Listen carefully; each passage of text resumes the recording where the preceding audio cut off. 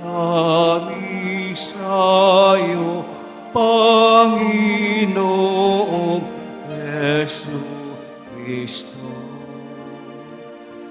Nagpupuri kami sa'yo, Panginoong Yesu Kristo.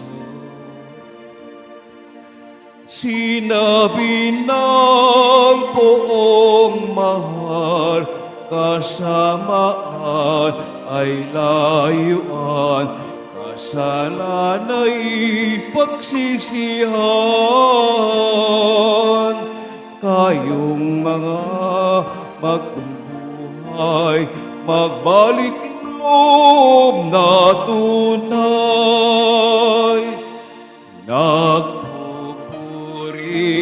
kami sa'yo, Panginoong Yesu Kristo.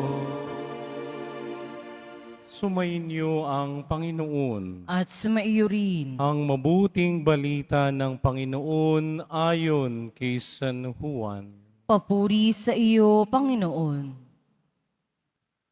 Noong panahong iyon, marami sa mga Hudyong dumalaw kay Maria ang nakakita sa ginawa ni Jesus at nanalig sa Kanya. Ngunit ang ilan sa kanila ay pumunta sa mga Pariseo at ibinalita ang ginawa ni Jesus. Kaya tinipon ng mga punong saserdote at ng mga Pariseo ang mga kagawad ng Sanhedrin. Anong gagawin natin, wika nila? Gumagawa ng maraming kababalaghan ang taong ito. Kung siya'y pababayaan natin, mananampalataya sa kanya ang lahat. Paririto ang mga Romano at wawasakin ng templo at ang ating bansa.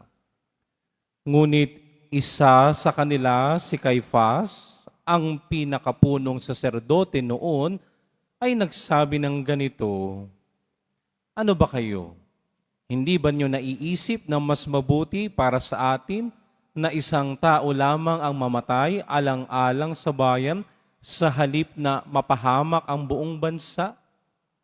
Sinabi niya ito, hindi sa ganang kanyang sarili lamang. Bilang pinakapunong saserdote ng panong iyon, hinulaan niyang mamamatay si Jesus dahil sa bansa. At hindi dahil sa bansang iyon lamang, kundi upang tipunin ang nagkawatak-watak na mga anak ng Diyos. Mula noon, binalangkas na nila kung paano ipapapatay si Jesus. Kaya't hindi na siya hayagang naglakad sa Judea. Sa halip siya'y nagpunta sa Ephraim, isang bayang malapit sa ilan. At doon siya nanirahang kasama ng kanyang mga alagad. Ang mabuting balita ng Panginoon. Pinupuri ka namin, Panginoong Heso Kristo. Magsiupo muna ang lahat. Magandang umaga po sa inyong lahat. Pakibate ang inyong katabi, mahal ka ni Lord. Ayan. Ngayong Sabadong ito ay nahahati sa dalawa. Bakit? Ngayong umagang misa, maririnig natin ang hula na ginawa ni Caifás na sinabi sa ating mabuting balita. Mabuti pa ang isang tao ang mamatay para sa bansa. Sapagkat mamayang gabi, mamayang hapon, magsisimula na ang ating bihilya ng linggo ng palaspas. Magsisimula na mamayang gabi ang mga mahal na araw. Magkakaroon na ng katuparan ang sinabi ni Caifás, ang pinakapunong saserdote nung panahong iyon, na sinabi ng ating mabuting balita, hinula dito na si Jesus ay mamamatay, hindi lamang para sa bansa, kundi para sa nagkawatak-watak na anak ng Diyos. Amen? Di ba tayo ay may kasabihan? One for all? Yan. Ulitin nga natin. One for all?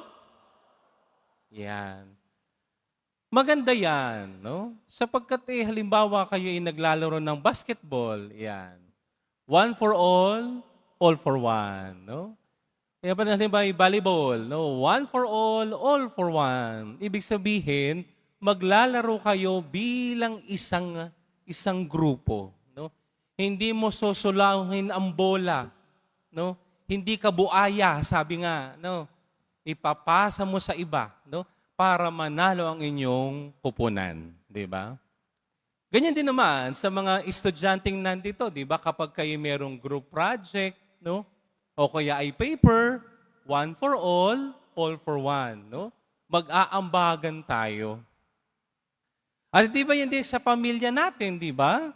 One for all for one. Kapag may problema ang isang kapamilya, kasama natin, no? Walang iwanan. Subalit meron din itong isang mukha na hindi maganda. Bakit? Yung bang isasakripisyo mo yung isa para hindi mapahamak ang karamihan.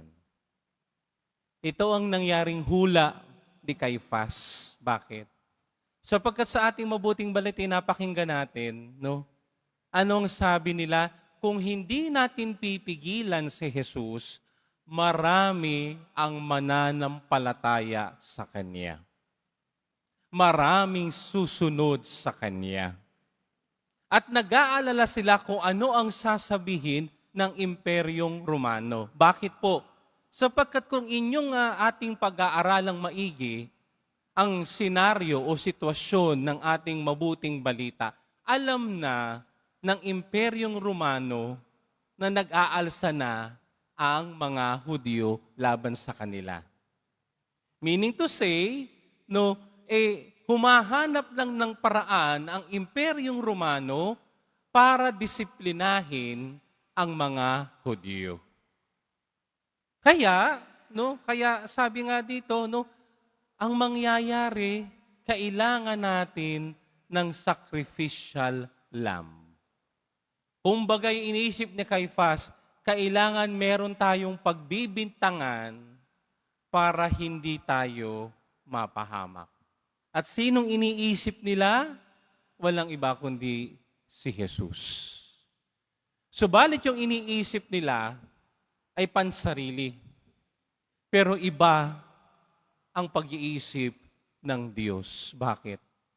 Mamamatay si Jesus, hindi lamang para sa bayan, sabi ng mabuting balita, kundi siya'y mamamatay upang nang sa ganon, ang lahat na nagkawatak-watak na mga anak ng Diyos, ng mga anak ng Israel ay magsama-samang muli. Ito ang hula ng unang pagbasa mula sa aklat ni Propeta Ezekiel. Sabi ng propeta, titipunin ko uli ang mga nawawalang anak ng Israel. Kukunin ko sila at sila'y aking magiging mga anak at ako ang kanilang magiging Diyos at sila naman ay aking magiging bayan.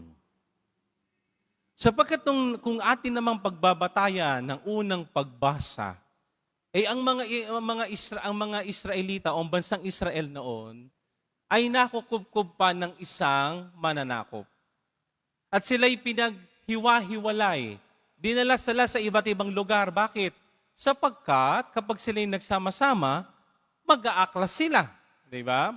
Maghihimagsik sila. Kaya sila'y pinatapon sa iba't ibang lugar. At dahil dito, no, ay talagang mararamdaman ng mga taga-Israel ang pighati na maalis sa kanilang sariling bayan. Subalit nagbitaw ng pangako ang Diyos sa pamamagitan ni Ezekiel. Si Ezekiel ay isang pari. Hindi lang siya propeta, pari din yan ng lumang tipan.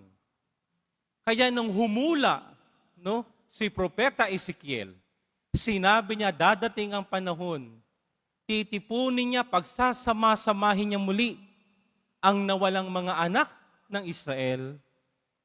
At ako'y kanilang magiging Diyos.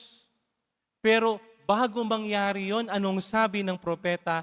Lilinisin ko sila. At papaanong linis ang gagawin ng Diyos? Hindi sa pamamagitan ng dugo, hindi lang sa pamamagitan ng tubig, kundi sa pamamagitan ng dugo. Pero hindi basta dugo ng tupa, kundi ito'y magaganap sa pagkapako ni Kristo sa krus, na sa pamamagitan ng kanyang mga dugo, pagsasama-samahin niya muli ang mga anak ng Israel. Parang ganito lang ho yan. Taas ang kamay dito ng mga nagluluto ng manok, taas ang kamay. O yung iba kumakain lang. Di bagat sa probinsya, kapag ginigiliitan ang leeg ng manok, hindi baga yan ay mayroong mangkok na may lamang bigas. Di ba? At doon kapag pag ginilitan ng leeg, ang manok, di ba, ibinubuhos doon yung dugo. Di ba ho?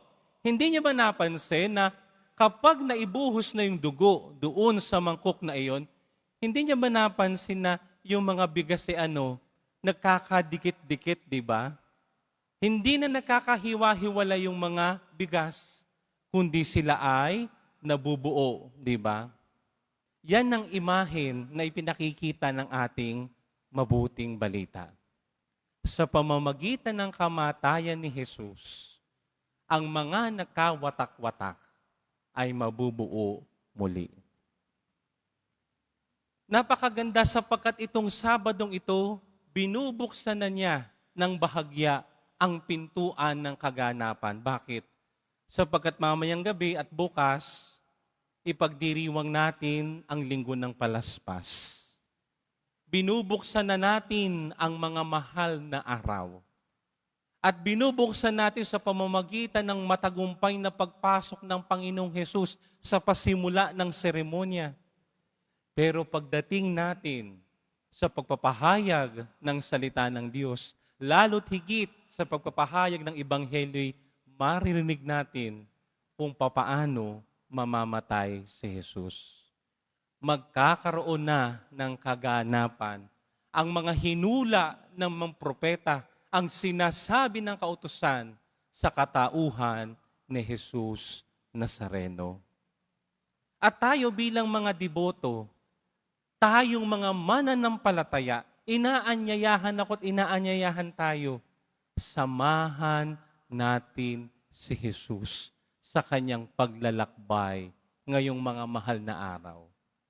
Oo, minsan lang niyang ginawa ni Jesus, pero pagkakatandaan natin ito, kapag hindi natin inaalaala yan, malilimutan natin yan. At kapag nalimutan na natin yan, magiging walang saysay ang lahat. May saysay ang kaligtasang ginawa ni Jesus Nazareno. Bakit? Hindi lang tayo pinagkaisa niya, kundi nilinis niya tayo sa pamamagitan ng kanyang kamatayan sa krus. Pagpasok ng mga araw na darating, sunod-sunod na ang mga activities, sunod-sunod na ang mga prosesyon, sunod-sunod na ang mga ritual. Ang panalangin ko'y ito sa aking sarili at sa bawat isang naririto na deboto ng Jesus Nazareno, ay sana'y wag lamang tayong manatiling sa debosyon lang. Wag lang tayong manatili sa mga prosesyon. Wag lang tayong manatili sa mga sinakulo at kung ano pa ang mga ginagawa nating ritual sa mga mahal na araw. Bagkus sa pamamagitan ng mga ritual, debosyon at panatang gagawin natin, mas lumalim ang aking pakikipag-ugnayan sa Diyos. Mas lumalim pa ang aking pagmamahal kay Jesus Nazareno. At mas lalong tumindi ang aking pagmamahal kay Jesus Nazareno. At bilang panghuli, alam ni Jesus na mangyayari ang mga paghihirap at kamatayan niya. Subalit mga minamahal kong kadiboto, kung ating sisilipin ang imahen ng Poong Jesus Nazareno, pansinin niyo ang kanyang ulo. Siya ba'y nakatunghay sa baba? Hindi. Nakatunghay sa pataas. Bakit? Sapagkat para bagang sinasabi sa atin ng Poong Jesus Nazareno, oo, maghihirap ako. Oo, dadanasin ko ang lahat, pero alam kong may Diyos Ama na hindi ako iiwan. Alam ko na may Diyos Ama na hindi ako pababayaan. Na may Diyos Ama na ako isasamahan ano't anuman ng mangyari. At hindi pinapaalalahanan mga minamahal kong mga deboto, katulad ni Jesus Nazareno, tumingala tayo. Bakit? Hindi niya tayo pababayaan. Ang tingin niya, paitaas, ay pagpapaalala sa atin, magtatagumpay tayo.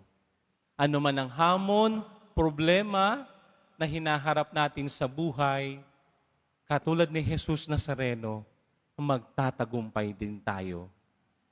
Huwag lang nating kakalimutan tumingala.